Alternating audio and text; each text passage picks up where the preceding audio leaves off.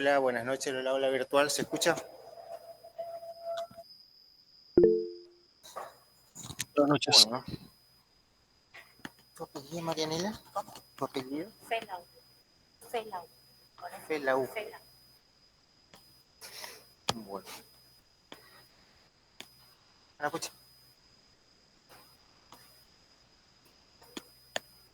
Bueno, chicos, vamos a empezar hoy. Le presento a Marianela Felau, contadora de esta casa de alto estudio, que a partir de ahora nos va a acompañar y va a colaborar conmigo y con los otros profesores de la cátedra. Así que probablemente seamos más Marianela Felau, ¿no? Felau. Bueno.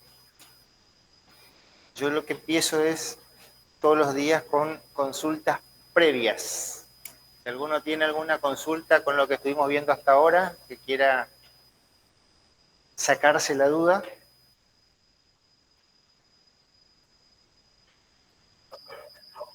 Sí.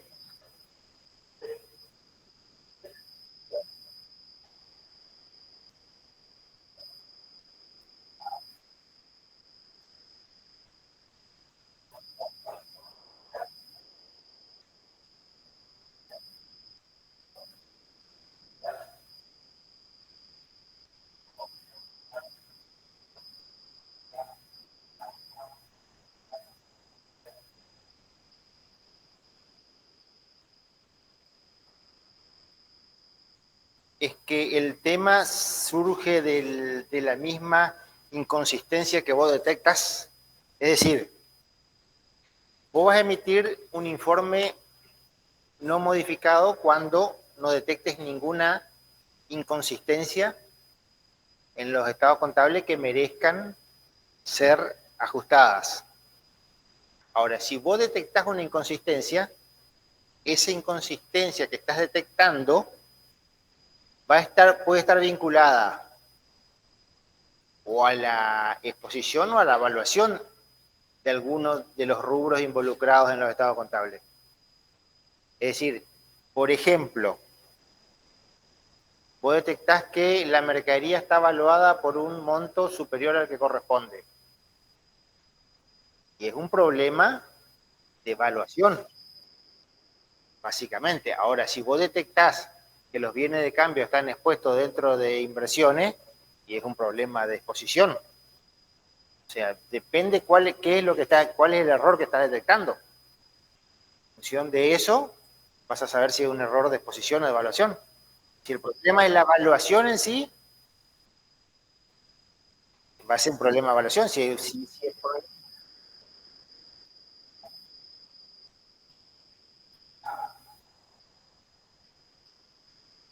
No, lo que puede pasar es que ocurran las dos cosas juntas. Por ejemplo, que esté mal valuada la deuda laboral y encima está todo expuesta como corriente y en realidad es un plan de pago no que tiene una parte corriente y una parte no corriente, pero a su vez está mal determinado el monto de la deuda. Entonces decís, bueno, hay un error de evaluación en cuanto al monto de la deuda, pero hay un problema también de exposición porque parte de esa deuda va a ser corriente y parte va a ser no corriente.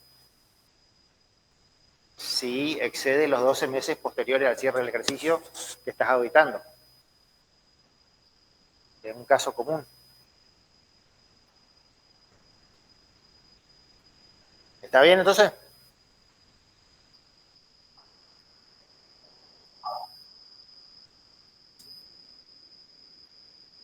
No, es simplemente que cuando detectas algo puede ser un problema de evaluación o de posición. Básicamente es eso.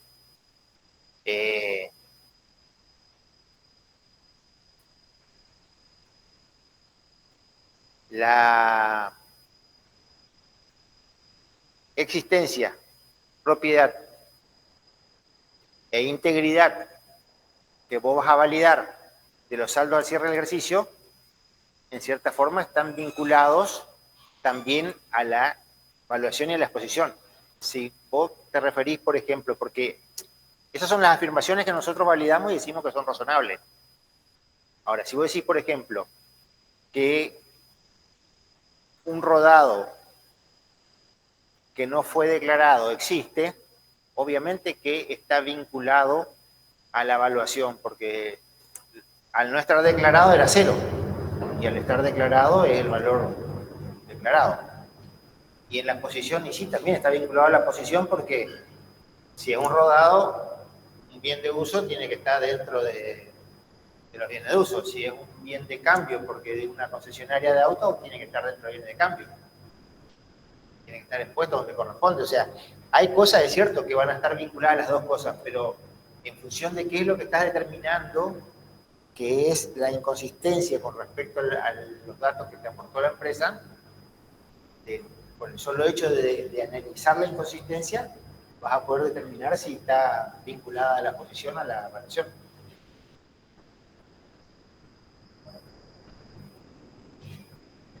¿Alguna otra duda? Con respecto a lo anterior.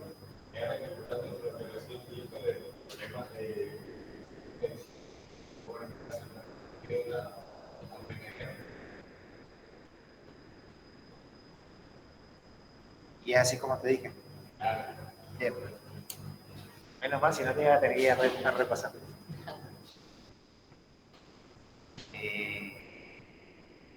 Sí. Bueno, ¿alguna otra duda con respecto a algún otro tema que quieran saber, que quieran preguntar, consultar de lo anterior? ¿Nada? Bueno. Vamos decayendo lentamente en la cantidad de asistentes, pero bueno, es habitual. No sé si es porque ¿cómo es que se dice? Pierden las esperanzas con respecto a adquirir conocimiento, porque pierden la esperanza en cuanto a seguir viendo, ¿viste? Pero por alguna u otra razón siempre empezamos con más alumnos y terminamos con menos. Ya vamos a revertir ese problema. Profe, disculpe. Sí. Pero en ese caso, no hay un tipo de profe con la misma duda al decirlo al hilo. Sí, No hay una regla clara, sino que si uno se fundamenta bien, puede ser. Lo que pasa es que ustedes no tienen que tener reglas. Eso de regla clara es decir, si es tal cosa, es tal otra. Si es tal esto, es tal otra. Eso no sirve, porque ustedes tienen que analizar la situación y determinar, de acuerdo a todos esos conocimientos que fueron adquiriendo desde el primer año hasta ahora, cuál es el problema cuál es el desvío en la aplicación de las normas contables con respecto a lo que ustedes están detectando.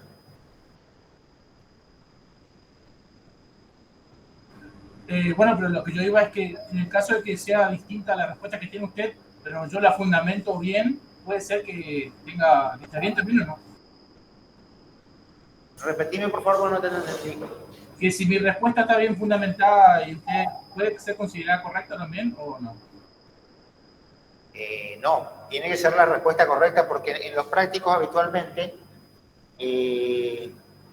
intentamos de que sea clara la situación, de que la situación no dé lugar a dudas, cosa que en la realidad no pasa habitualmente, porque en la realidad se suscitan millones de situaciones distintas, pero generalmente, con todo lo que uno fue aprendiendo, tiene la posibilidad de determinar razonablemente si el desvío que está detectando en la aplicación de las normas contables se debe a posición, a evaluación, si se debe por un problema de existencia, de propiedad o de integridad.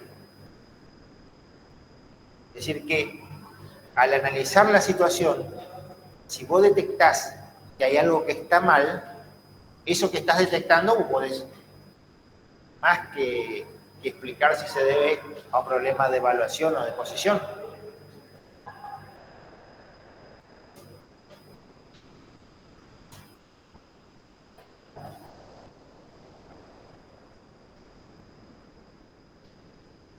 ¿Se entiende? Sí, profe. Perfecto. Bueno. ¿Alguna otra duda? todos. Bueno, yo subí, no sé si vos lo viste, Sí, el práctico de patrimonio neto. Con respecto al patrimonio neto, van a ver que es un rubro que tiene en general en los estados contables, salvo que sea una empresa muy grande y que tenga algún tipo de participación societaria abierto, los movimientos son pocos, sobre todo lo que son pymes y SRL, es decir, el aumento de capital, la disminución de capital, son pocos los movimientos en general que están vinculados al patrimonio neto. Obviamente que como siempre pasa cuando uno va a hacer el conocimiento del ente, va a saber qué tipo societario es, qué tipo de contrato tiene, cómo se incrementa el capital en el caso de esa sociedad, es decir, cómo va a ir variando el capital, cuáles son las reservas que tiene de acuerdo al estatuto. De acuerdo a la ley sabemos que la reserva legal es obligatoria, pero a su vez, de acuerdo al contrato social o estatuto, también puede tener algún tipo de reserva específica, o puede tener algún tipo de reserva específica de acuerdo a la ley, por ejemplo, la compañía de seguro y otros entes, ¿no? Es decir, que una vez que ustedes conocen el ente, toman conocimiento del ente, toman conocimiento de toda la complejidad vinculada al ente y a la actividad que desarrolla. En función de todo eso, van a saber que esa empresa va a tener un capital y que ese capital, cómo va a ir variando, cómo va a variar ese capital, es decir, cuáles van a ser las circunstancias que hagan que ese capital varíe. Es decir, es un capital cerrado donde para hacer un aumento capital necesitan la aprobación de la asamblea, tienen algún tipo de capital donde pueden ir incrementando, donde es habitual que se incremente el capital, dejando acciones normales y teniendo acciones preferidas para mantener el control de las decisiones sociales. Es decir, hay un montón de formas de ir manejando una sociedad para que por ahí las decisiones principales del ente pasen por un tipo especial de capital. En cambio, en otros tipos de sociedades, todo el capital tiene las mismas características, entonces la simple tenencia de la mayoría implica el manejo de la sociedad. Existen las sociedades personales, las de familia, las pymes chicas habitualmente, una de las partes tiene el 80-90% de las acciones y hay un socio que tiene un 10% para decir que es una sociedad y en realidad todas las decisiones sociales terminan pasando por el socio mayoritario. Es decir, que todas esas circunstancias, cuando ustedes van a hacer una auditoría, van a tomar conocimiento y van a saber qué están analizando y cuáles son los movimientos que pueden llegar a ocurrir en el patrimonio neto de ese ente, ¿no es cierto? En una cooperativa o en una cooperativa. ¿Qué pasa en las cooperativas habitualmente? Los socios, puede ser una cooperativa cerrada, puede ser una cooperativa abierta, donde las cooperativas de servicios públicos, por ejemplo, cada asociado a la cooperativa de servicios públicos, ¿qué hace? Se adhiere al servicio público y a su vez pasa a formar parte como socio de esa cooperativa, va haciendo un aporte mensual a ese capital cooperativo y o sea que de cierta forma se va agrandando y achicando la cantidad de accionistas, socios, todo el tiempo a través del tiempo, ¿no? A través del paso del tiempo. Es decir, y en las asambleas, ¿qué pasa? Hay libros de asamblea donde se tiene que registrar toda la asistencia a asamblea para que las decisiones que tome la asamblea en cuanto a capital sean válidas. En el caso de una pyme donde uno de los dueños tiene el 90% y el otro el 10%, más probable es que se negocie todo y simplemente se termina haciendo el acta al efecto de formalizar el hecho de hacer una asamblea, ¿no? Se hace el llamado a asamblea, todo, pero se termina, como se dice, cocinando todo entre dos personas. O sea, es bastante más sencillo. En cambio, en una asamblea donde realmente hay una pluralidad de socios y donde se tienen que tomar decisiones, muchas veces es bastante problemático y se discute bastante la toma de decisiones. Entonces es muy importante que quede bien claro cuáles son las decisiones que se toman, sobre qué números se toman las decisiones, es decir, sobre qué valores se toman las decisiones, sobre qué. Ahora van a ver que, por ejemplo, acá tenemos el resultado del ejercicio y el resultado de ejercicios anteriores, sobre qué estamos tomando decisiones, qué vamos a repartir, un porcentaje de qué, monto, valor de qué vamos a repartir, qué es lo que estamos distribuyendo en función de las decisiones que está tomando la asamblea accionista, ¿no? Pero en general, entonces, en la mayoría de los casos, no siempre, pero en la mayoría de los casos, la mayoría de los movimientos pasa por la asamblea de accionistas y que decide los accionistas en función de esa decisión que es obligatoria, que existe. La asamblea ordinaria, que es la obligatoria, tiene que decidir sobre los resultados del ejercicio, aprobar los balances y decidir sobre los resultados del ejercicio una vez al año. Y después puede, de acuerdo a voluntariamente o de acuerdo a su estatuto, reunirse periódicamente ya, en función de lo que establezca su estatuto u otras decisiones societarias, ¿no? Entonces, sí o sí, vamos a tener una asamblea durante el ejercicio que vamos a auditar. Esa asamblea que se va a desarrollar durante el ejercicio que estamos auditando, en realidad está tomando decisiones de los resultados y del balance del ejercicio anterior al que está auditando. Entonces, en parte, como repetimos siempre, nosotros vamos a tener,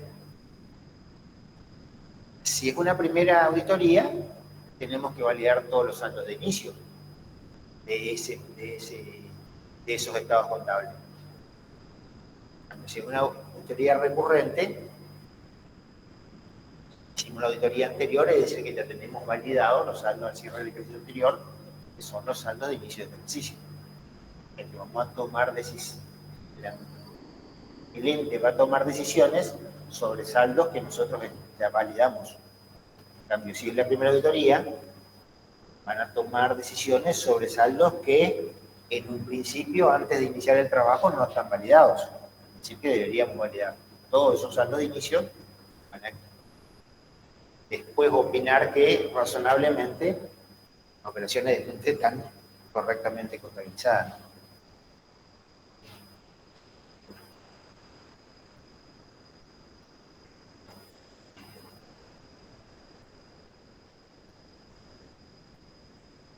Entonces tenemos cuestiones contables y legales.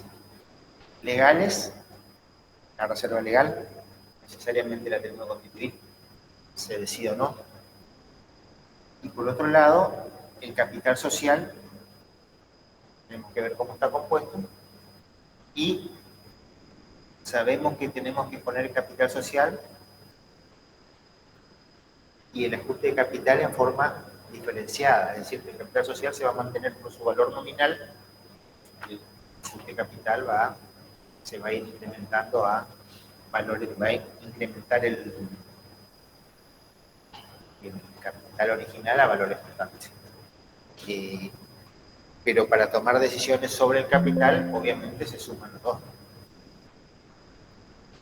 Otras cuestiones que tenemos que tener con respecto a los saldos de determinados movimientos, que es los aportes irrevocables, que las normas contables nos establecen cuándo un aporte es irrevocable y cuándo no. O sea, nos determinan cuándo es un aporte irrevocable, o sea, cuáles son los criterios que debe reunir un aporte para ser irrevocable y ser considerado como tal. Entonces, eso nosotros debemos evaluar si corresponde que se ponga como un aporte irrevocable o no.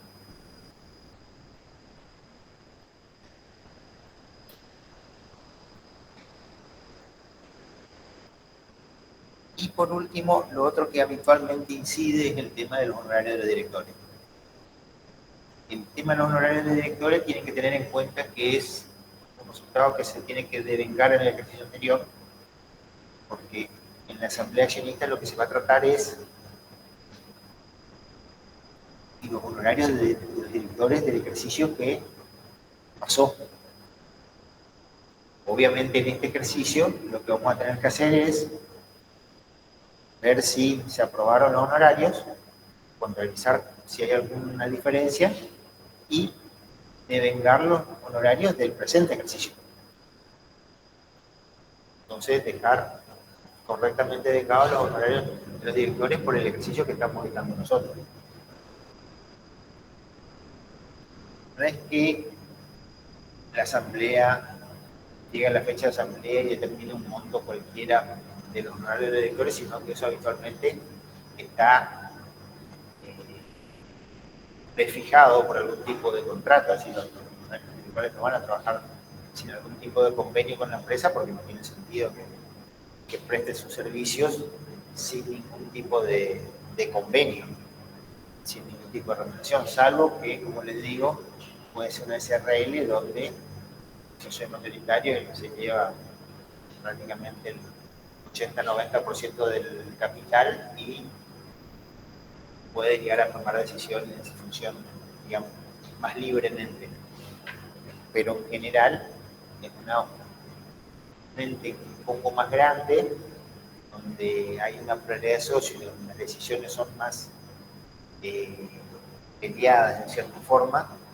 Los directores ya trabajan con algún tipo de contrato prefijado para prestar su servicio a la sociedad o al ente.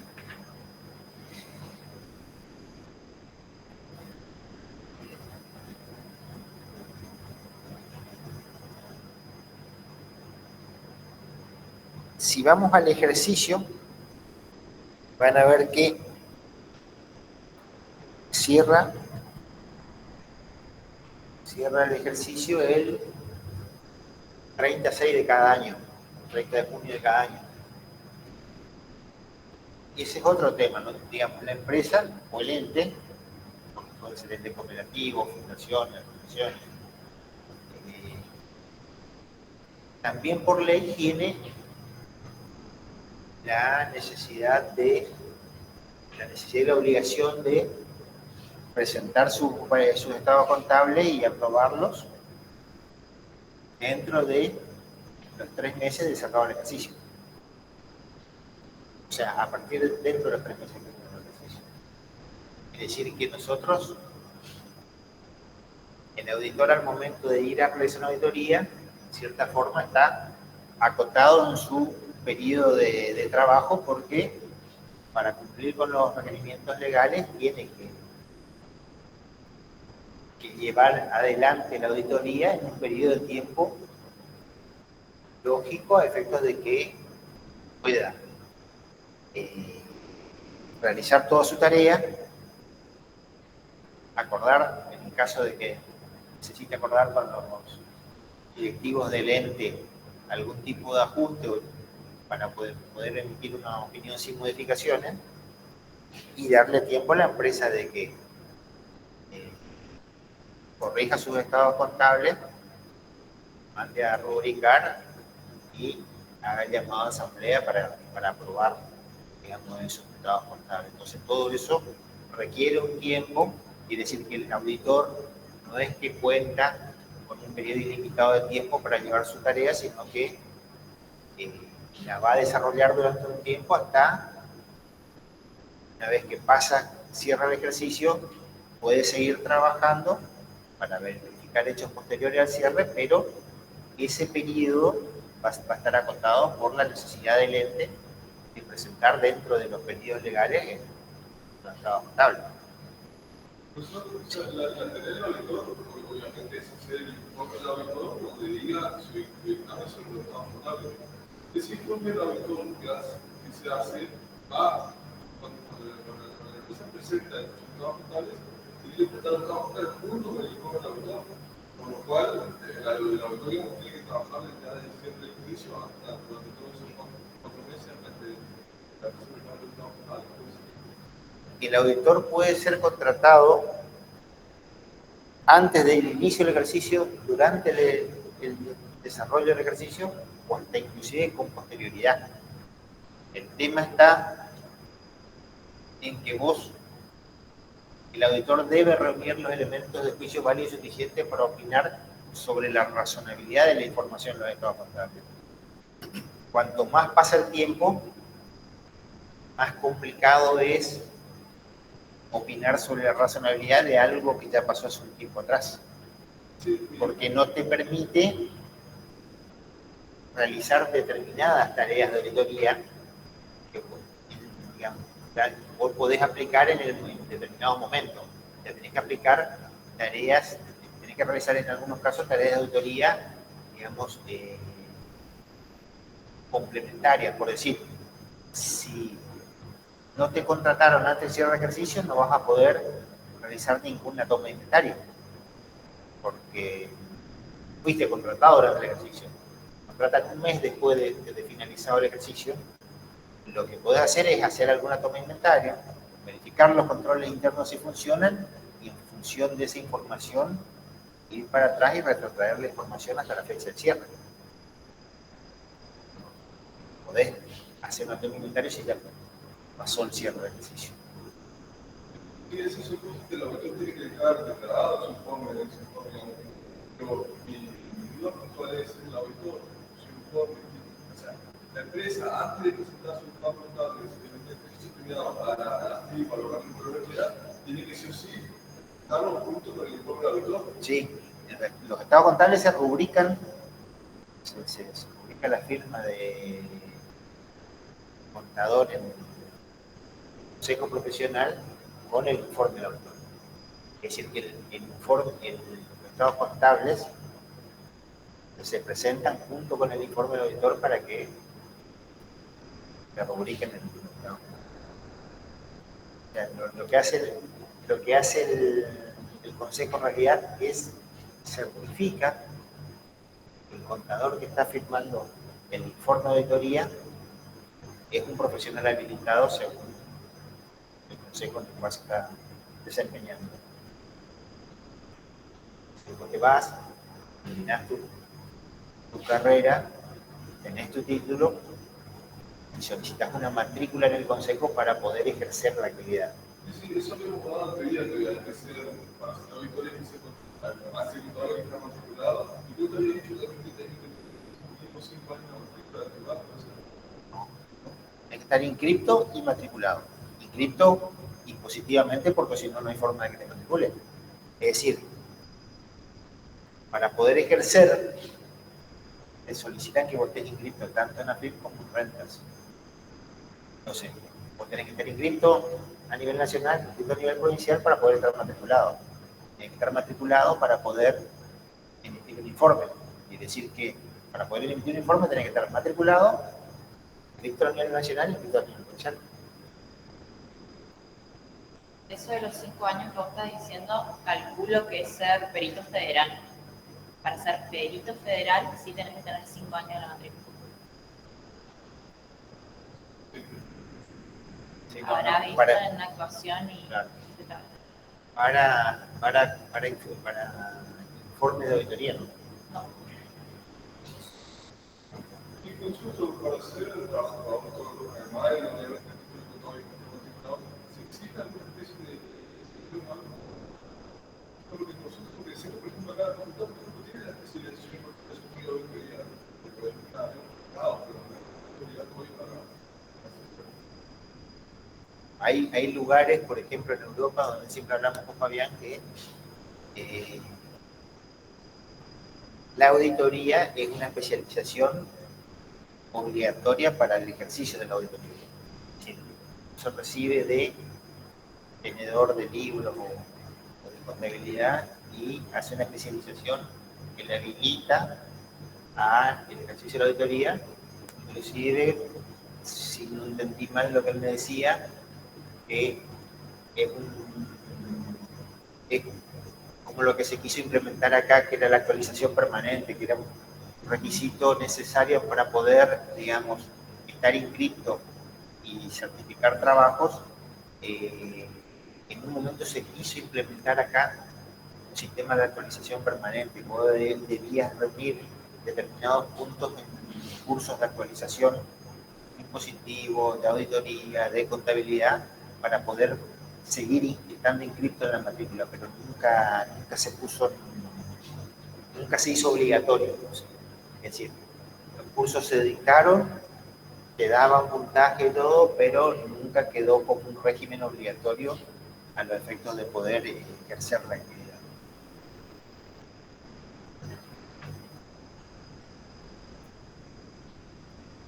Bueno, entonces, ahora sí, vamos a resolver el práctico. Como le decía, el 31 del 8 del 24, la asamblea accionista se reúne para resolver los resultados del ejercicio finalizado del 36 del 24. ¿Y cuáles son los resultados del 36 del 24? 16.000 pesos. Es decir que la asamblea resuelve sobre los resultados del ente. ¿Sobre qué resultado? ¿Del ejercicio anterior o de los ejercicios que quieran?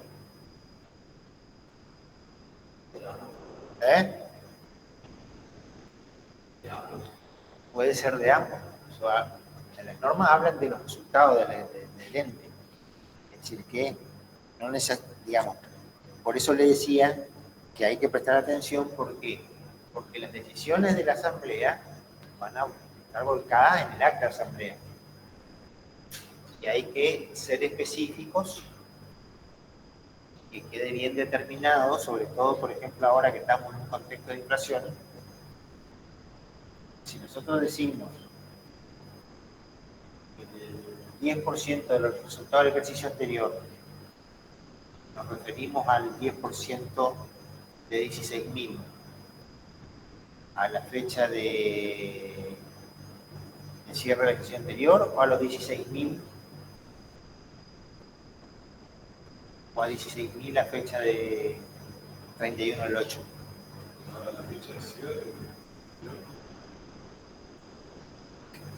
Yo sería específico.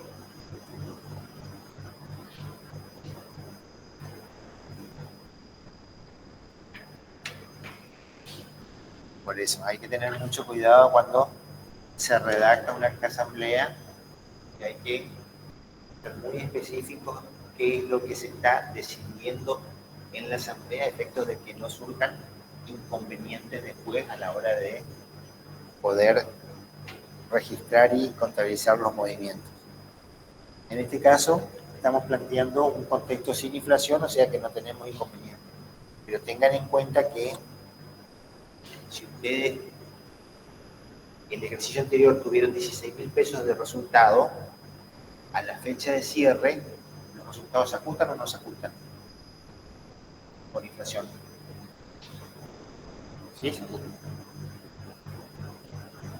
¿Sí? Se ajustan por inflación. Es decir, que 16.000 pesos a la fecha de cierre del ejercicio anterior no son lo mismo que, no es el equivalente a 16.000 pesos a la fecha de la asamblea. Ahora ustedes a la fecha de la asamblea pueden decidir distribuir el 10% de los resultados del ejercicio anterior, los van a estar distribuyendo en cierta forma, son los 16.000 pesos ajustados a la fecha de la asamblea. O pueden decidir ajustar 5.000 pesos, distribuir 5.000 pesos de esos 16.000 pesos. O un punto X. Si vos, por eso te digo, tenés que ser muy específico cuando decidís, cuando escribís en la acta de asamblea, qué es lo que está decidiendo. No hay una norma al respecto. La asamblea es soberana. Lo que le digo es, si algún día le toca hacer un acta de asamblea, que le puede pasar, tengan en cuenta de ser bien específicos qué es lo que decide la asamblea.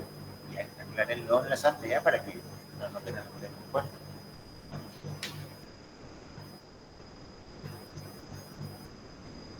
Bueno, en este caso, el 5% del ejercicio es reserva legal.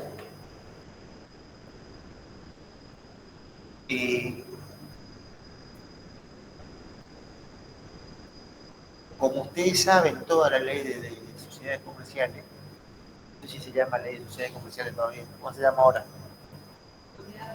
¿Ley de sociedades comerciales? ¿No cambió el nombre? Bueno, ¿qué dice la ley? ¿Eh? 20% del capital.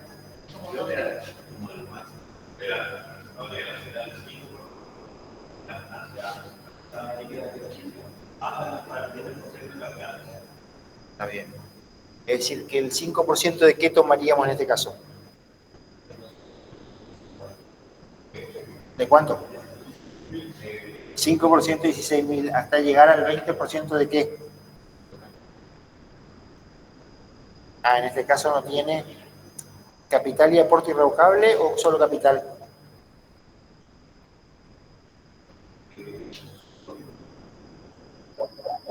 Solo el capital. ¿Y si tuviese ajuste de capital? ¿Solo capital o capital más ajuste?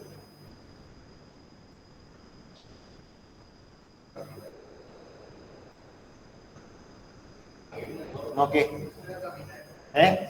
Solo capital. ¿Cierto? Sí.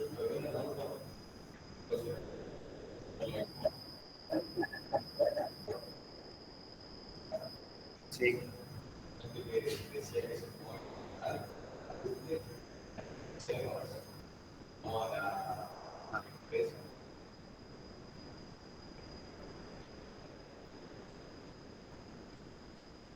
No, es solo el capital. Solo el capital. ¿Seguro?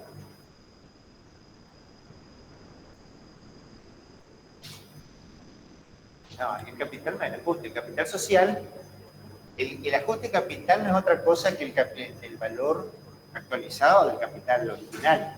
Por una cuestión que desconozco, no sé si vos sabés por qué quisieron dejar que el capital quede siempre a valor nominal, todo lo que incremente el capital se ponga en ajuste, pero el ajuste capital es parte del capital, porque imagínense en un contexto de la Argentina, el capital de una empresa que se hizo hace 20 años va a ser 300 pesos. No tiene ni sentido. Entonces, no es el ajuste capital forma parte. Las reservas no, porque lo que es patrimonio neto está dividido en capital y resultados. Y las reservas son parte de los resultados, solo que es una parte que está reservada. Lo que sí quedaría en duda es los aportes revocables, pero como todavía no forman parte del capital, hay que incluirlos dentro de lo que sería. Por ejemplo, primas de emisión. ¿Qué es la prima de emisión? Tendría que ser la hija de la hermana de emisión, del papá de emisión. La prima de emisión sería hija del papá de emisión. Sí. Una emisión es un plusvalor del capital, formaría parte también del capital. Por eso todo lo que es dentro del patrimonio neto capital formaría parte del capital. Lo que es resultados estaría alcanzado por esta norma específica. Entonces, ¿qué tenemos que calcular acá? 5% de 16.000 que nos supere el 20% de 40, que sería 8.000. Pero como la reserva legal ya tiene 2.000 y el 5% de 16.000 es 800, no llega todavía al 26%.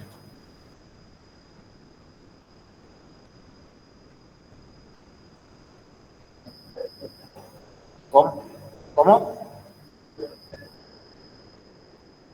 No. El 5% de 16.000 que es 800, que no supere el 20% de 40.000, que es 8.000 pesos. Entonces, el asiento de ajuste sería resultado del ejercicio a reserva legal por 800 pesos.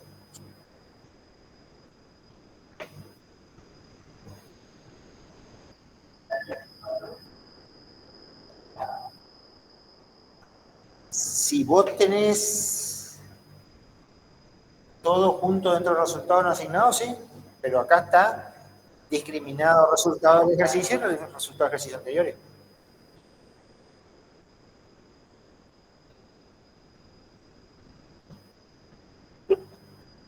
Dentro del estado de evolución, estos dos resultados, si no hubiesen sido distribuidos, estarían formando parte de los resultados no asignados.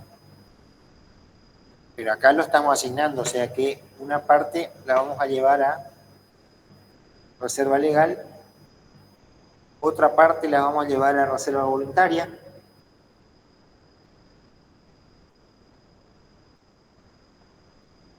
que es el 10%,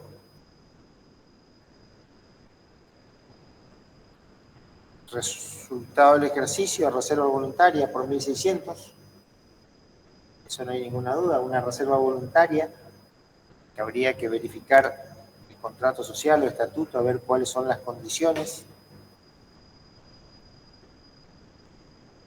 que se establecen para constituir la reserva.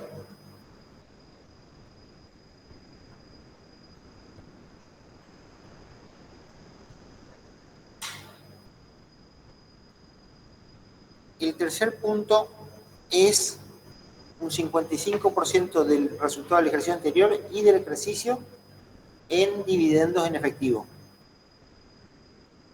Es decir, que sería resultado del ejercicio por 8.800,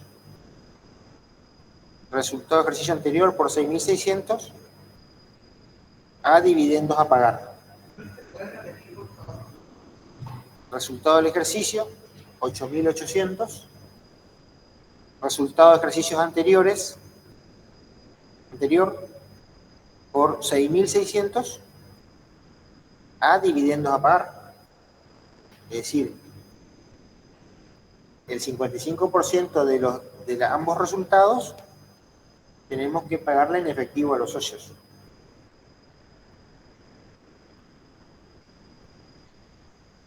Y acá está, digamos, uno de los temitas que le genera un poco de inconveniente a ustedes, que es el resultado, los honorarios de los directores.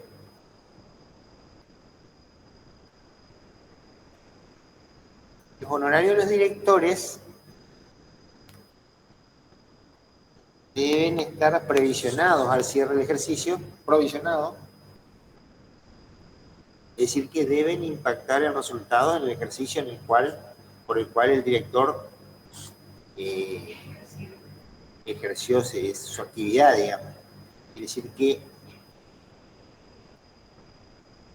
al cierre del ejercicio anterior se tuvo que haber hecho la provisión y como no pueden quedar activo y pasivo por un mismo concepto, esa provisión tiene que quedar por la diferencia entre lo que se le determina como honorarios y los anticipos que se le fueron pagando.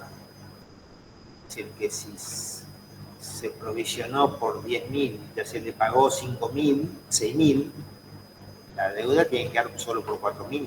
Puede quedar una deuda de 10.000 y un activo de 6.000 por el mismo concepto. No corresponde. Entonces, lo lógico sería que si están pactados los honorarios, lo aprobado por la asamblea sea lo mismo que se provisionó.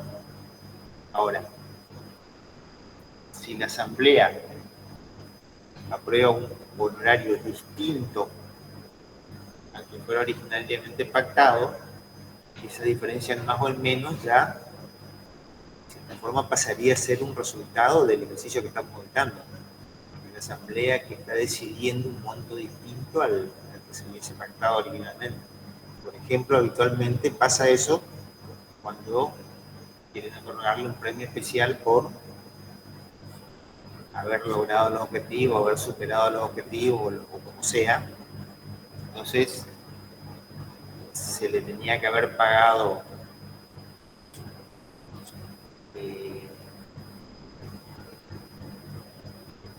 1.000 pesos. Vamos a otorgarle 1.000 pesos más de premio especial por haber obtenido o haber logrado los objetivos pactados. Ya va a ser una decisión de la asamblea que está determinando un resultado nuevo, digamos, que debería impactar el resultado. Nunca va a pasar por resultados no asignados, porque si no, no impactaría en el resultado del ejercicio, en el estado de resultado. Es decir, que ese ajuste sería honorarios directores a honorarios a pagar, para que impacte en el estado de resultado y pueda, como corresponda, se pueda determinar el resultado correspondiente. Por 1.600. No, el 31 de agosto. Eso va por cargo de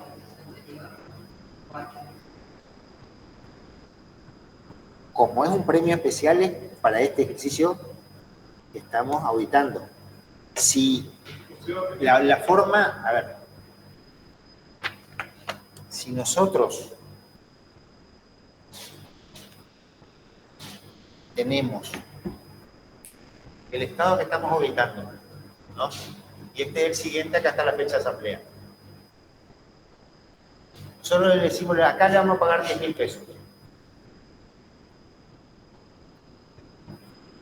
Tenemos que devengarnos 10.000 pesos.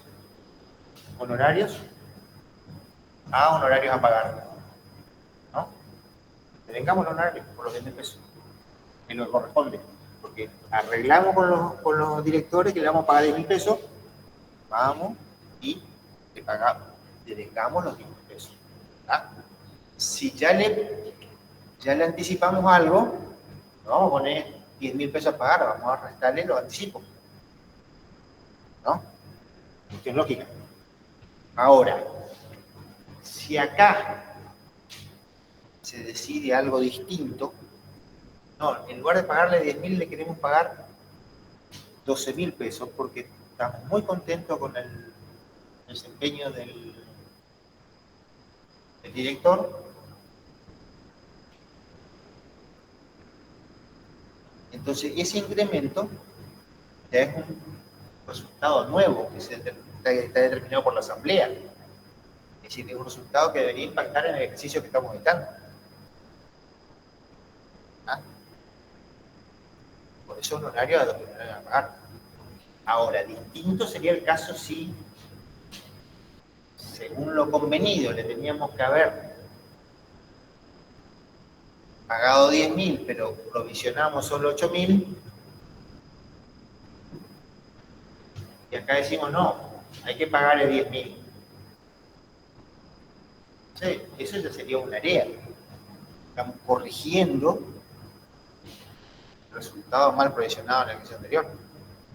Pero porque se pactó los 10.000, pero Estaba pactado 10.000, pero se terminó provisionando 8.000. Es un resultado nuevo que la asamblea decide darle un premio especial, es un hecho nuevo que genera un resultado.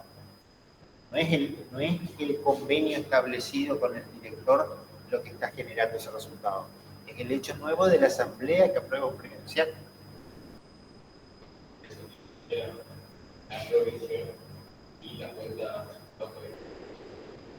Así que la provisión viene del ejercicio anterior. Acá ya es un pasivo.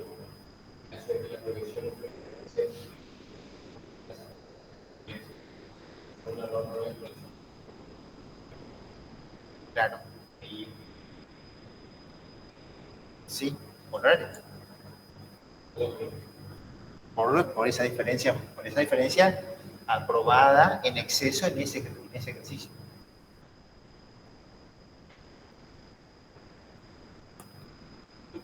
No te cierra.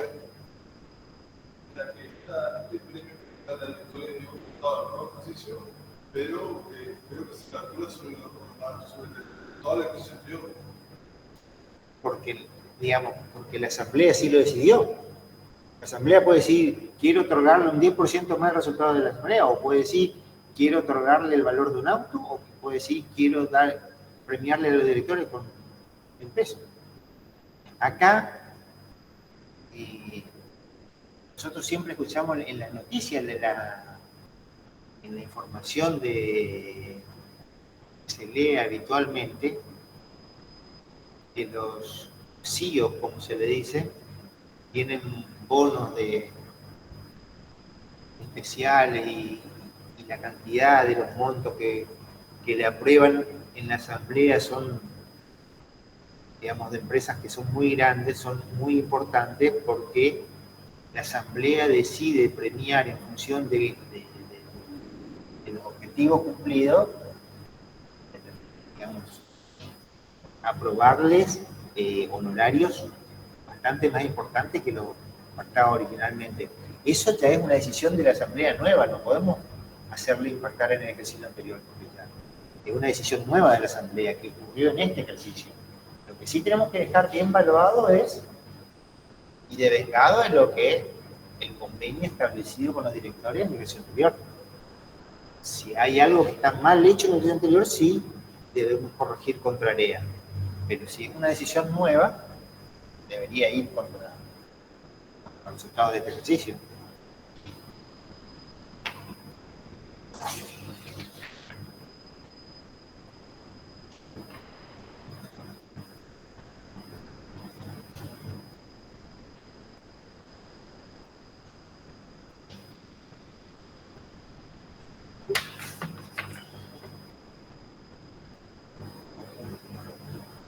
Y después dice que el remanente del resultado del ejercicio anterior se distribuirá en acciones de valor 1 peso cada una.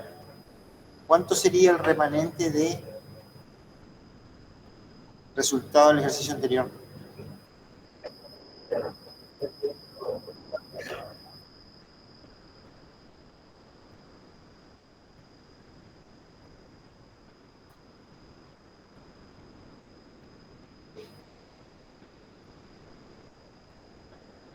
¿Sí? Entonces teníamos 12.000 y utilizamos 6.600. Sí. Quedaría 5.400.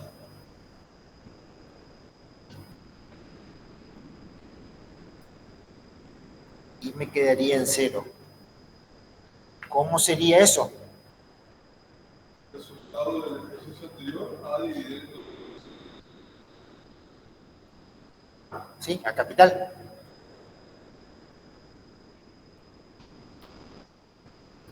Y con respecto al tema de las cuentas que van a utilizar acá,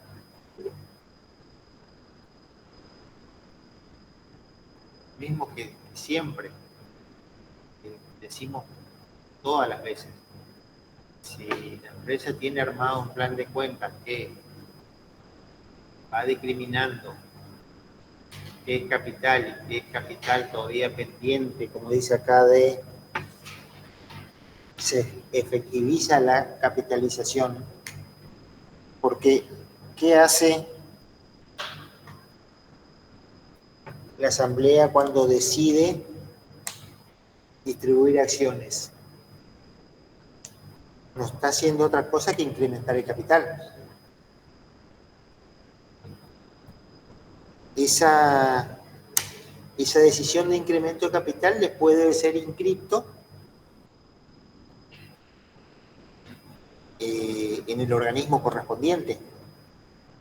Ahora, desde la decisión de la asamblea de distribuir, digamos, de incrementar su capital, si esa decisión cumple con los requerimientos legales, es decir, si respeta los porcentajes, respetan los requerimientos de incremento de capital, ese incremento ya forma parte del capital, independientemente de que esté pendiente de ser inscripto. Ahora, la información que ustedes van a tener en sus cuentas la pueden discriminar en capital ya suscripto o capital pendiente de suscripción, o como quieran llamarle, pero de forma, todo va a formar parte del capital. No es que porque todavía no se suscribió, no se inscribió la suscripción de capital, no va a ser parte del capital. Porque en el momento en que inscriben el capital, se inscribe desde la fecha en que se decidió la suscripción de capital. Así que todo pasa a formar parte del capital desde el momento en que se decide. Sí, yo puse más ejemplos, cuando estaba contable, habíamos visto una cuenta llamada Acciones Pendientes hasta que se decía oficialmente la capitalización. Después cuando se decía la capitalización, se cancela esa cuenta y se la acción pendiente. ¿Sí?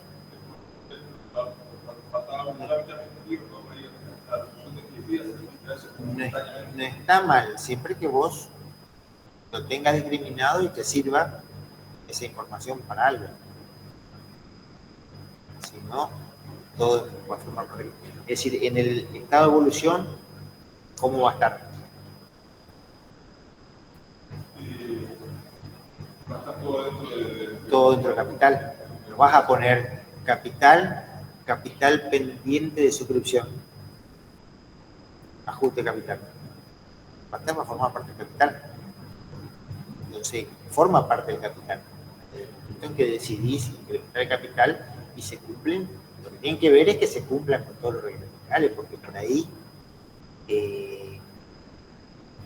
no sé si alguna vez vieron algún contrato social o algo, muchas veces se establece que el incremento del capital hasta un monto X se resuelve por simple mayoría, o que el incremento, o cuando hay distintos tipos de acciones, también hay algún tipo de requerimiento especial.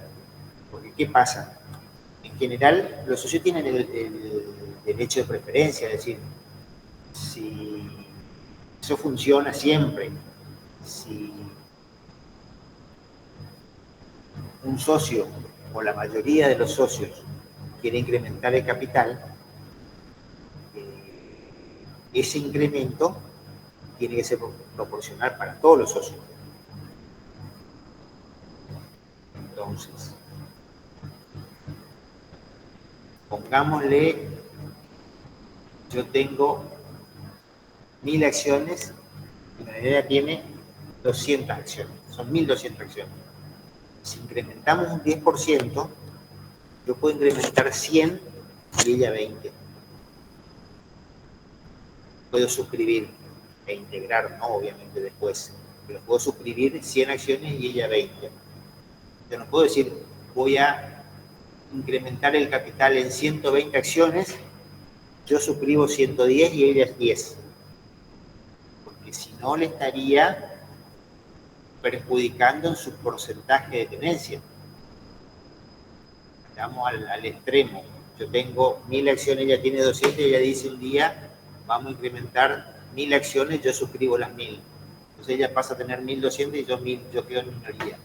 Si no funciona, ¿sí? Digamos, las normas legales están establecidas de que los socios tienen derecho a suscribir en su mismo porcentaje las acciones que se emitan. Uno puede renunciar a ese derecho, pero en un principio tiene el derecho de preferencia, siempre que sean acciones ordinarias, por ejemplo. Cuando vayan a hacer una auditoría, tienen que tomar conocimiento de cómo está compuesto el patrimonio, cuáles son, qué tipo de acciones hay, de acciones o de participaciones sociales, cómo se incrementan, qué derechos de preferencia tienen, qué derechos en cuanto a la toma de decisiones tienen, porque existen acciones comunes y acciones que tienen, digamos, que tienen un derecho especial sobre el manejo de las decisiones sociales. Entonces, todo eso tienen que conocer para poder después verificar que al momento de contabilizar algún tipo de movimiento dentro del patrimonio neto, esos movimientos deben respetar esas normas establecidas, ya sea por las normas legales o por las normas estatutarias sociales del mismo ente que están. Por ejemplo, en los entes cooperativos. No puede haber un socio que tenga dos acciones. En ente cooperativo, cada socio tiene una acción. Punto. Eso está establecido así. Entonces no hay socios con más de una acción. Todos los socios tienen derecho a una acción, forman parte, en cierta forma, de una masa societaria donde se decide de las mayorías que establezca también, ¿no? Entonces, todo ese conocimiento ustedes tienen que tomar conocimiento cuando van a hacer una auditoría. Cómo está compuesto el capital, cuáles son las normas específicas que le van a reglar, digamos, los movimientos que tengan en el patrimonio neto, específicamente que estamos viendo ahora, para poder determinar la razonabilidad de los movimientos que están siendo registrados en el patrimonio. Sí.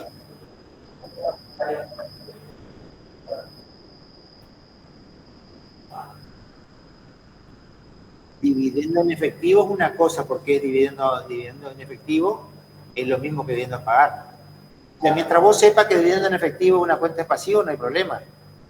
Ustedes lo que tienen que entender es, siempre que registran un movimiento, la cuenta que utilizan, ¿qué tipo de cuenta es? ¿De cuenta activo, de pasivo, de patrimonio neto, de resultado, una cuenta de movimiento, una cuenta realizadora? Si ustedes saben qué tipo de cuenta es, cuándo se debita y cuándo se acredita y qué significa el saldo, no hay inconveniente. Es decir, análisis de cuenta. ¿Sí? Dividendo en efectivo, ¿qué es? Y dividendos a pagar, ¿qué es? Una cuenta de pasivo. Si vos entendés que es una cuenta de pasivo y la tratás como tal, ¿cuál es el problema? Es lo mismo. Dividendo en efectivo significa los dividendos que la empresa distribuyó en efectivo. Dividendos a pagar significa los dividendos que la empresa distribuyó en efectivo. Así que mientras vos sepas a qué se refiere la cuenta y la cuenta, el nombre de la cuenta represente lo que la cuenta representa, porque tampoco podés poner bienes de uso a los dividendos a pagar. Te dicen las normas contables.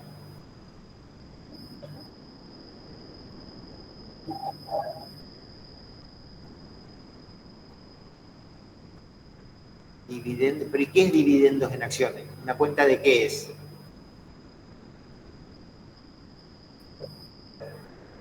Una cuenta de patrimonio neto que representa el capital. Que representa el capital. ¿Y capital qué es?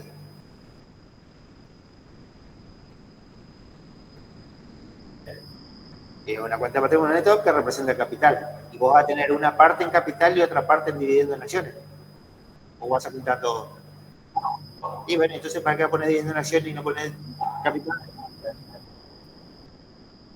Ahora, si a vos te sirve, por eso yo decía, las cuentas tienen que funcionar digamos, tenés que tener un plan de cuentas que respete los principios de la información contable, que son síntesis, economía de la información tiene que estar a tiempo.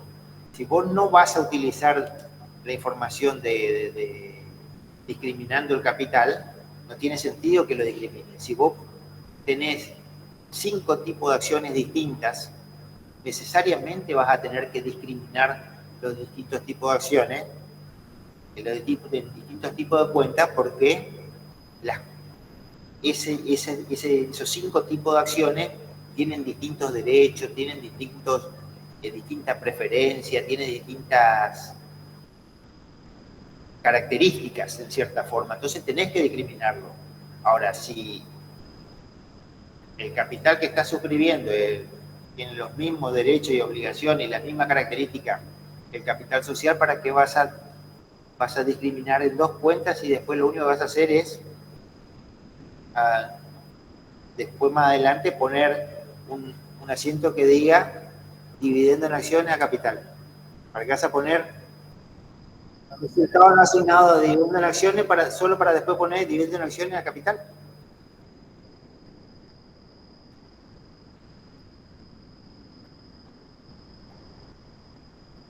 Dividendo en acciones, no. Puede no haber porque justamente no lo estás utilizando. El tema es utilizar las cuentas que vos necesitas utilizar. Si a vos te sirve discriminar la información, si la vas a usar, si la vas a discriminar para usarla, no hay problema. El problema es si la vas a discriminar para no usarla. Ponele el caso de EMSA, ¿no? Y vos decís, bueno, voy a nominar la cuenta cliente. Entonces vas a poner el nombre de cada uno de los abonados. Yo te tiro al extremo para que se entienda. Voy a poner el nombre de cada uno de los abonados en las cuentas. Entonces, abonado Facundo Pérez debe 100.000 pesos. Y así vas a tener más o menos 7.500 hojas de cliente. ¿Tiene sentido? Y cada vez que Facundo Pérez llega a fin de mes, tenés que devengarle el consumo de Facundo Pérez a Facundo Pérez. Y cada vez que Facundo Pérez pague, tenés que cancelar la deuda de Facundo Pérez. ¿Tiene sentido? ¿Cumple con los requisitos de la información contable? Y no. ¿Tomás alguna decisión con respecto a la cuenta de Facundo Pérez específicamente? ¿Uno de los 30.000 abonados que tiene la provincia? No. Entonces todo tiene que ver con las normas contables que ustedes estudiaron en extremo. Es decir, toda la contabilidad está vinculada a las normas contables y la información contable tiene sus requisitos y propiedades. Entonces no vas a discriminar a algo si después no lo vas a usar. Por ejemplo, yo siempre doy el mismo caso, entidades financieras. ¿Qué pasa con entidades financieras? Tiene un plan de cuenta establecido. Punto. Dividendo en acciones. ¿Está dentro del plan de cuenta entidad financiera, sí o no? Si está, lo puedo usar. Si no está, no lo puedo usar. Punto. Es decir, vos tenés que agarrar el plan de cuenta que está determinado por la ley de entidad financiera y usar esas cuentas. Después, capaz que probablemente dentro de esas cuentas existan cuentas que podés hacer una apertura, pero tenés que utilizar esas cuentas. Entonces, todo depende de los requerimientos legales y la normativa contable que estés utilizando.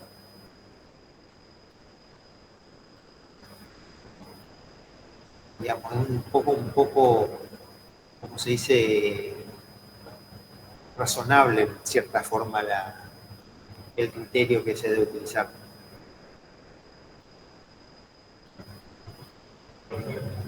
Sí.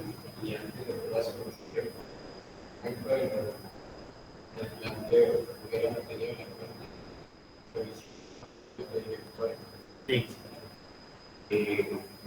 En el caso de formalidad, estaría devengadas. Sí. Ahí en realidad se estaría en el caso de que... Pero si tenemos provisión de honorarios, o sea, si hicimos honorario o provisión de honorarios, es porque ya estamos acá. Lo que provisionamos fue estos honorarios, no estos que nosotros estamos decidiendo en la asamblea acá. No estos, sino estos que vamos a decidir acá. Son dos cosas distintas. Los honorarios del ejercicio que nosotros estamos dictando, nosotros tenemos que cerciorarnos de que queden correctamente devengados. Tenemos que ver también es qué decidió la asamblea sobre el honorario del ejercicio anterior. Una cosa es lo que decidió con respecto al honorario del ejercicio anterior y otra cosa es honorarios de este ejercicio.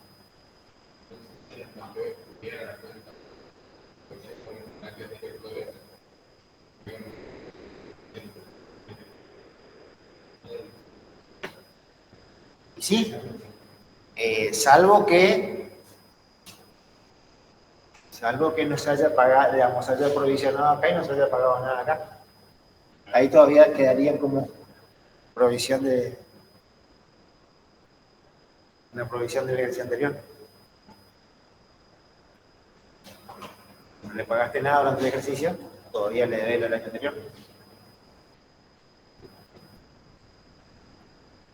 Bien fácil, mirás el mayor, ves cuál es el saldo de inicio, los movimientos y cuál es el saldo de cierre. El mayor, yo le jodo con el mayor, pero ustedes en los parciales se niegan a hacer los mayores. Entiendo por qué, porque el mayor solo, ahora están haciendo bastante más. Necesito tanto que hacen bastante más. Veo mucho más mayores ahora. Pero el mayor, ustedes le miran nomás y se dan cuenta muchas veces del error. Mirando el mayor, ustedes tienen que dar cuenta de si están errando o no están errando con respecto a varias cosas de los prácticos. Mirando nomás, mayor. Por eso, si vos ves que una provisión de honorario, directores, viene de dirección anterior, no tuvo ningún movimiento, ¿qué pasó? ¿No se dejó lo de este ejercicio? ¿No cobraron, no tuvieron honorario en este ejercicio los directores? ¿No se le pagó nada? ¿No se le anticipó? Algo te tiene que llamar la atención. O por ahí tuvo el único movimiento fue que se provisionó lo de este nuevo ejercicio y se siguió sin pagar. Bueno, ahí habría que ver por qué no se le está pagando el honorario a los directores.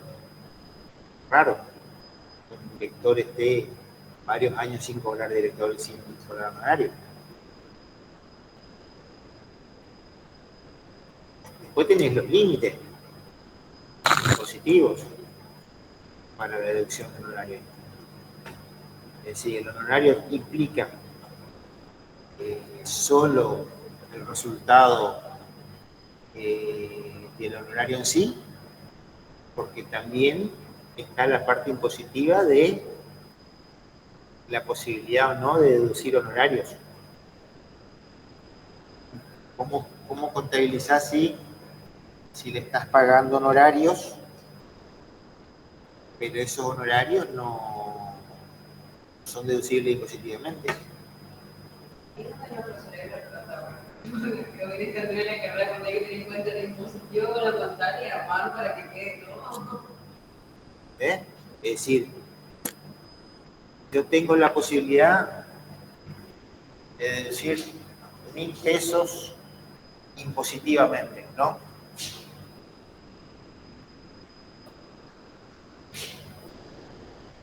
Y le apruebo honorarios por 2.000. ¿Le puedo pagar 2.000? Puedo. Lo que pasa es que 1.000 es un gasto para la empresa, para el ente. Y 1.000 no. Entonces, cuando vaya a hacer el cálculo de la determinación de los resultados impositivos, 1.000 voy a poder decir y 1.000 no. Todo eso, casi que parece fácil, eso tienen que saber, tener en cuenta. Es decir, es más compleja la normativa que el movimiento en sí de cosas. Los movimientos son básicos, lo que pasa es que muchas veces lo que se complica es todo lo relacionado con la normativa vigente. Yo creo que es muy importante lo que el profe decía respecto a que la contabilidad nosotros la tenemos que modificar para que nos sirva. Y nosotros tenemos que hacer la modificación de las cuentas para que esa información después nos sirva y no tener que llevar otro Excel aparte teniendo ciertos datos. Por ejemplo, justamente para la parte impositiva. Si yo sé que hay una parte que es deducible y que la otra no es deducible, más allá que en la contabilidad tiene que estar todo declarado, yo sé que hay ajustes que en la declaración jurada de ganancias lo voy a tener que hacer. Y eso lo van a tener que hacer porque siempre hay ajustes. O sea que dentro de mi contabilidad seguramente una parte lo voy a poner en una cuenta que dice honorario director deducible y la otra honorario director no deducible, porque está prohibido eso, que se llame no deducible. Lo mismo cuando veíamos resultados de ejercicios anteriores. Nosotros acá en la Facu lo vemos de forma simplificada, porque justamente el objetivo es otro, pero en la práctica, ¿se acuerdan que hace unos años nosotros teníamos, bueno, una parte de los honorarios de tal año, si había distribución tenía que pagar el 11%. Si eran resultados de ejercicio de otro año y estaba haciendo una distribución, pagaba el 7%. Obviamente que cuando yo hago la contabilidad, no me sirve ponerlo todos los resultados de ejercicios anteriores en una sola bolsa. ¿Por qué? Porque pierdo la posibilidad de rastrear. Entonces seguramente voy a poner resultado del ejercicio 2022, resultado del ejercicio 2021. Yo creo que eso también está bueno pensarlo como una herramienta a la contabilidad, no solamente como un requerimiento legal. A nosotros nos tiene que servir de hacer la contabilidad para tener todos estos datos. Es algo flexible, ¿no? Algo que no lo puedo ver y lo tengo que hacer porque es un requisito. No, es una herramienta, no es solamente un requerimiento legal. Lo que le decía el otro día, impuesto a los débitos y créditos, ¿qué es? ¿Una cuenta de qué?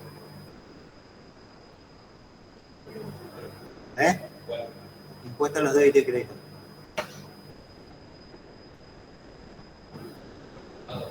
Resultado, ¿no? Depende. Porque es deducible el impuesto a la ganancia, con determinadas características.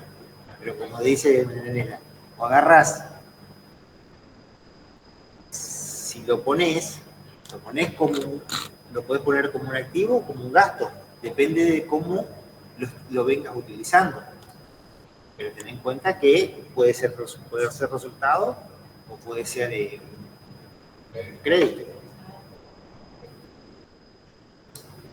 Entonces, todas esas características, además de tenerlas en cuenta, las podemos adaptar a la contabilidad para que sean útiles, pero en función de la utilidad de si lo vamos a tomar de ahí. Si no lo vamos a utilizar, tiene sentido. Porque fíjense ustedes, si yo le decía, por ejemplo, una venta que se hizo durante el ejercicio pero no se facturó, ¿no? Si ustedes no declararon el IVA en la venta, no van a tomar el IVA ventas de la contabilidad. Lo más probable es que tomen el IVA ventas de otro lado. Si no van a tomar de la contabilidad las cuentas de impositivas para hacer las declaraciones juradas, tiene sentido que sobre todo las mensuales, porque las mensuales son más rápidas, más ejecutivas de cierta forma. Distinto es ganancia, porque en ganancia sí es una vez al año y vas haciendo ganancia y podés ir discriminando ese tipo de cuentas, pero el IVA no tiene sentido. Directamente, más tu contabilidad, si no la vas a tener en cuenta, no la discriminás. Por eso todo depende de la utilidad que ustedes hagan de la información que surge de la contabilidad. Tiene sentido discriminar un montón de cuentas para después no usarlas, porque lo único que tienen que hacer es después agrupar de vuelta todo o ir cancelando de una. Por ejemplo, que les dije de los clientes de EMSA, los clientes tienen que ir devengando uno por uno a los clientes y después ir cancelando uno por uno a medida que van pagando. Tiene sentido. Entonces, la información contable, ustedes armen, digamos, que cuando vayan a auditar, no van a ser ustedes los responsables, en cierta forma, de implementar el plan de cuentas, pero sí pueden sugerir modificaciones a efectos de que el trabajo de ustedes se vea simplificado. ¿Qué le sirve eso al contratante? Que si el contratante a usted no le simplifica el acceso a la información y el proceso de esa información, lo que ustedes van a terminar haciendo es incrementando su honorario, cosa que tampoco le sirve. Al contratante le sirve que el auditor lleve a cabo su tarea y cobre lo que tenga que cobrar, pero que sea razonable y no que esté cobrando un adicional por tener que realizar tareas extraordinarias porque la información no se encuentra debidamente organizada. Entonces, les sirve a ustedes, les sirve al cliente, les debería servir a todos la información, ya sea la organización de la información como las modificaciones que ustedes puedan aportar a efectos de tener correctamente ordenada esa información.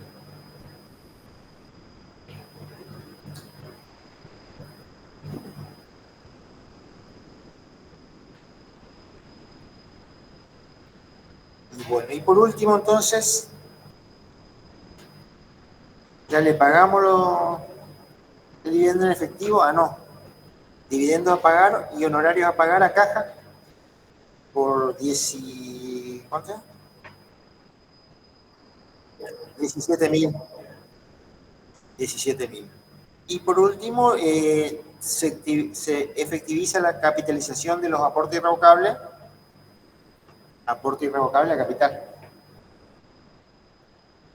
Entonces, cuando vayamos a hacer el balance del ejercicio siguiente, ya el 20% de la reserva legal va a ser sobre 90.000. Es decir que si uno llega al límite del 20% de la reserva legal, mientras no se modifique el capital, no tiene que seguir construyendo la reserva. Porque la reserva se ajusta por inflación y el capital más el ajuste también. Si el capital no sufre un incremento, una disminución, la reserva legal debería mantenerse igual, una vez llegado al 20%. Salvo que se incremente con el proceso. Profesor, estamos tratando de comunicar para hablar como siempre, Sí. al momento de calcular ese 20% de capital, en este caso no hay ajuste de capital, pero si hay ajuste de capital, igual se toma solo la cuenta de capital. No, con ajuste. Con ajuste. ¿Sí? Porque el ajuste de capital no es otra cosa que mantener el capital a valores constantes.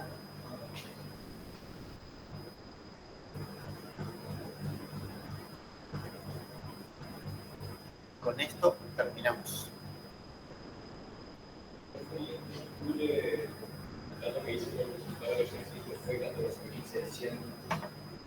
Que cuando vayas a armar el estado de evolución,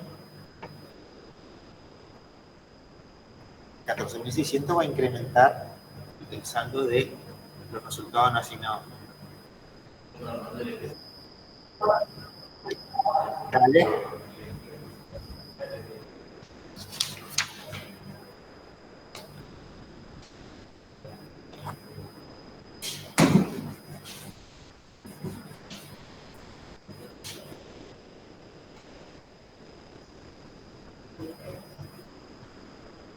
Teníamos capital 40.000,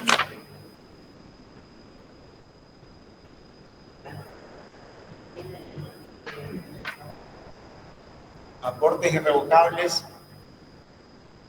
50.000,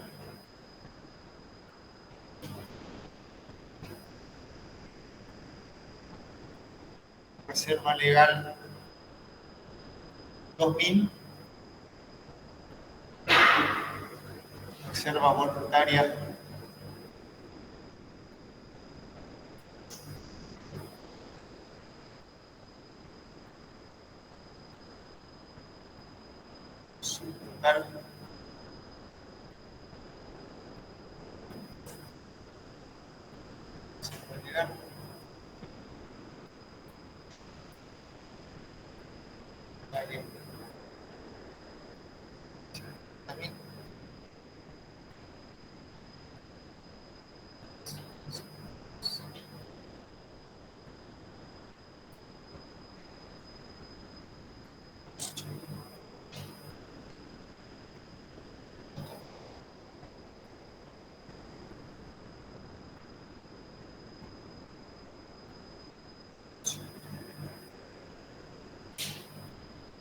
tenemos acá? Reserva legal 800.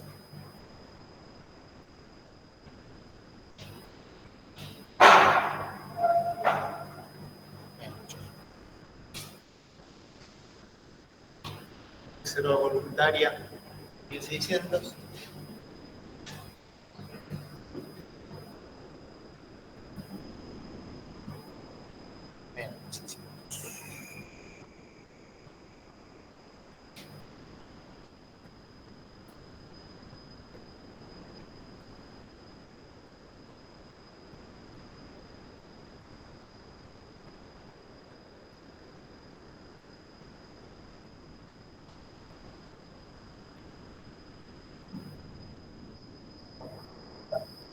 ¿Sí?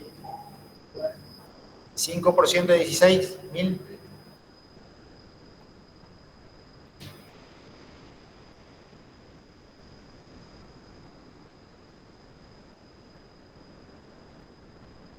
$400.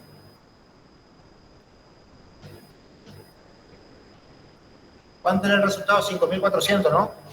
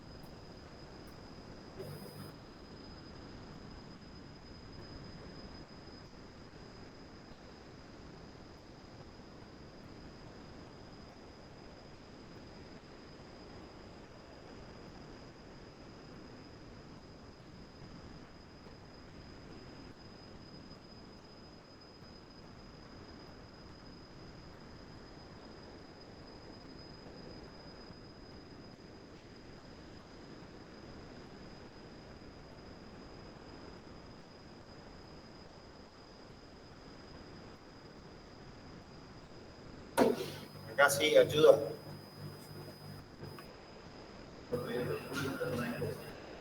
¿Eh?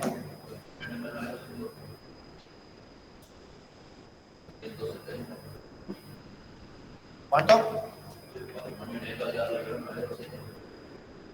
200. Es 170 porque ahí está el pasivo. Ah, total. Ah. Sí.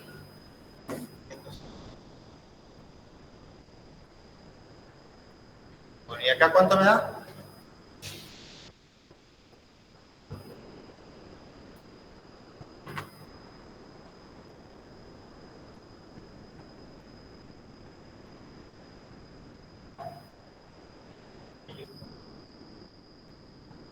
¿Cuánto? 33,260.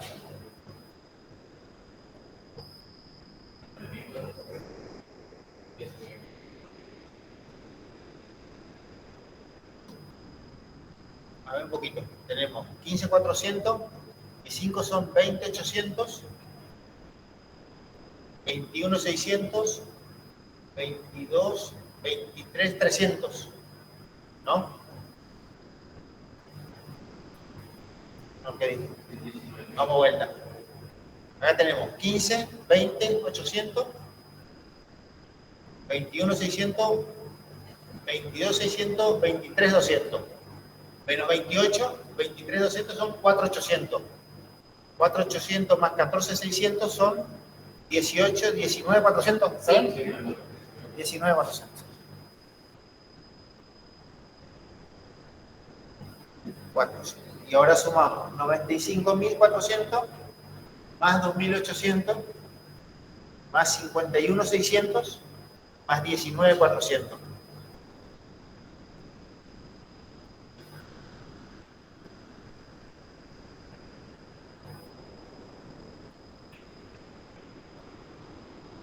$169.200. Entonces, si nosotros acá voy a borrar 169.200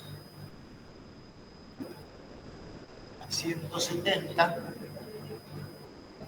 1000, le tendríamos que sumar 14.600, que son los resultados del ejercicio, me da 184.600. Le deberíamos restar los movimientos permutativos, no conmutativos. El aporte irrevocable es permutativo, no, sí, permutativo.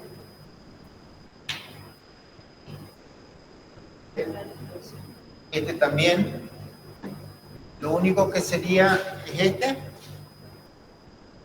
y este 5.400 porque era. No, era capitalización, este no. Este es modificativo, modificativo, modificativo. Este es permutativo y este es permutativo. O sea que es 15.600 y menos 15.400.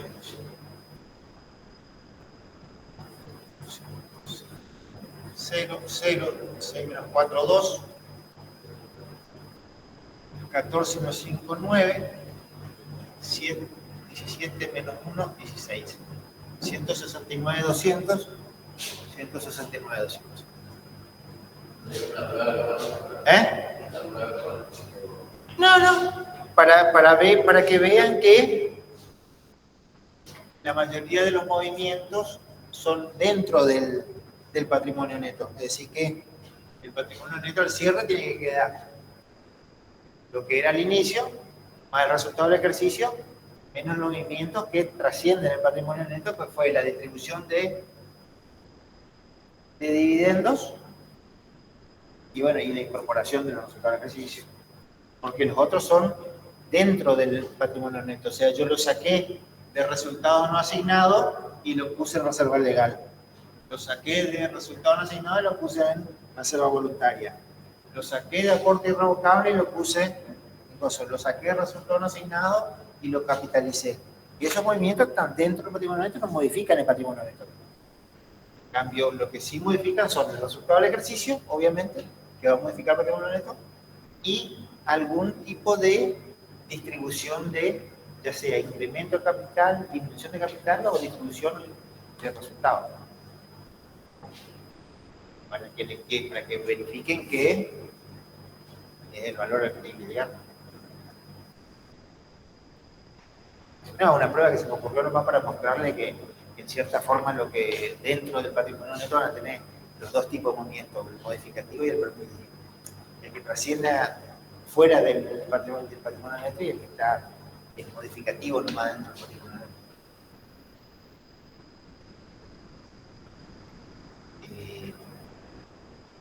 Bueno, acá ven que no están los honorarios directores, pero los honorarios directores pasan directamente a través del estado de resultado del ejercicio.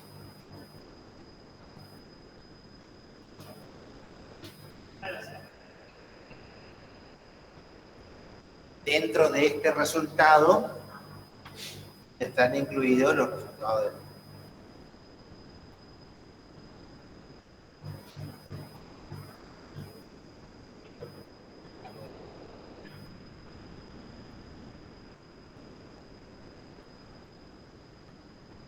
¿Cómo? Ajá. Debería haber incluido ahí, exactamente. Es decir, que dentro de esos 14.600 que tenemos que restarle o sumarle.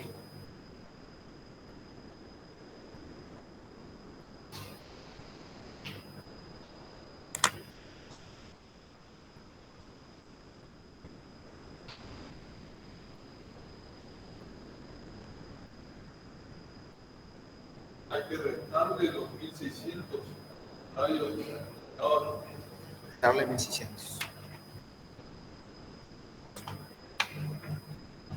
Es decir, que acá sería, entonces, 13.000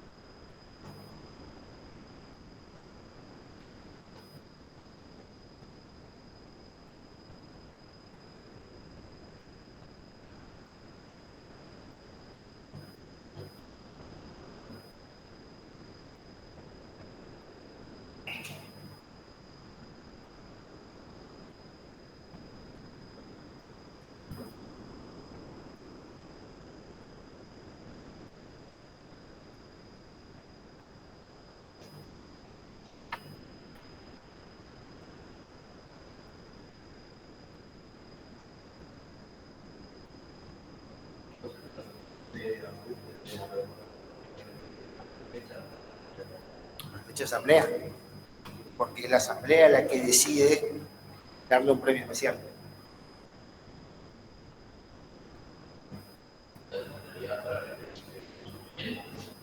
No.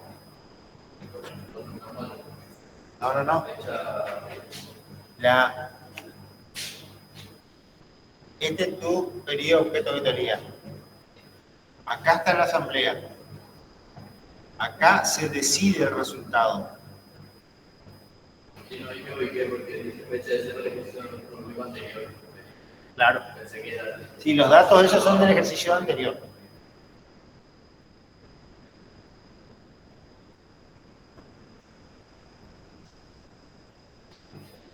Qué poco participativos son. Bueno.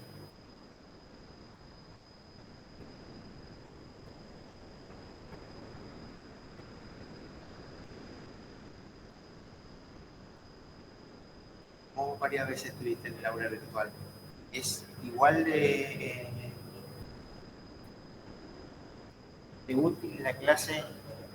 ¿Les parece igual de útil la clase virtual? Depende de la persona de trabajo, pero al final no pasa y a lo mismo que acá mi casa mantiene el mismo plan. En mi caso, para aclarar, consultas también igual porque la virtual a veces por lo que me parece un poco a veces pero Sí. de acá me siento un poco más de acá es un poquito mejor pero en la hora virtual también la presentación virtual también acá me siento más abierto.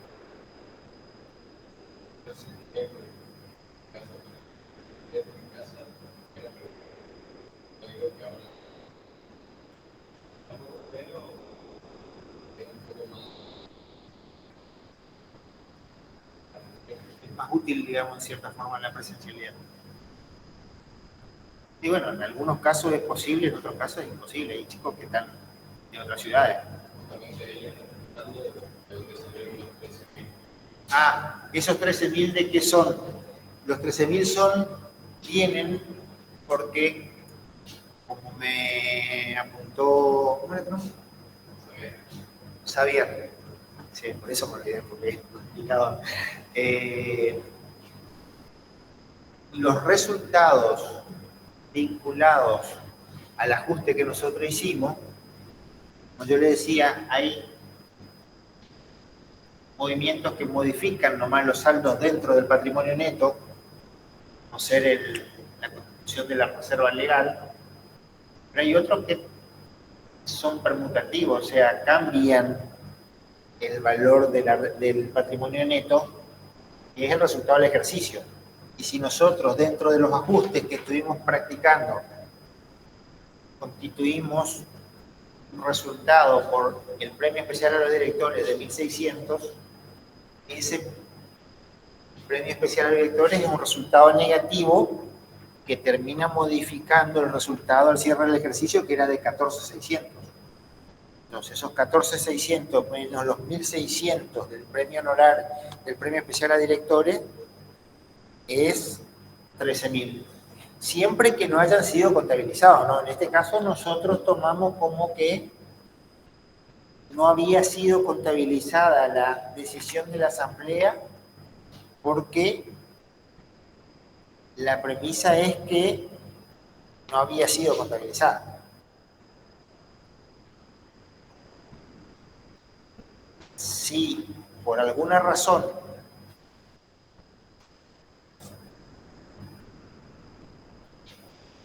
tomamos como que ya había sido contabilizada y simplemente tenemos que ver si se corrigieron o no los errores, vamos a tomar como que todo está bien, salvo que digamos que algo está malo, que de los indicios del práctico surja que algo está mal. Sí, es cierto, acá es 17.800, tal cual. Lo terminé de corregir todo, ¿no? ¿Está bien? En este caso, podríamos hacer algún asiento para algo más contablemente para sacar varios pecados de No. Al hacer el asiento honorario director a honorario director a pagar, honorario director a una cuenta de resultado negativo. Queda.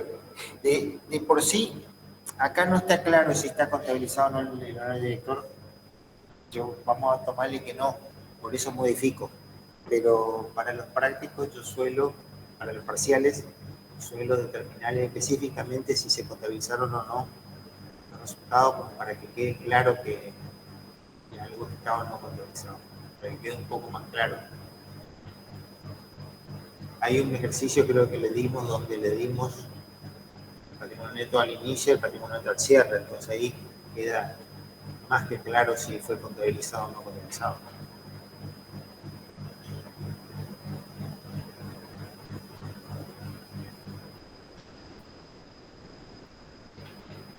¿Alguna duda? Vamos a seguir con patrimonio neto. Para lunes y martes que viene ya empezar con informes. Informes es lindo porque es el análisis de situaciones de situaciones que vinimos dando en cada uno de los rubros y algunas que no están vinculadas específicamente a rubros. Entonces, lo que tienen que hacer es analizar la situación y ver que algunos prácticos que inclusive no tienen ni siquiera un ajuste propuesto porque no tienen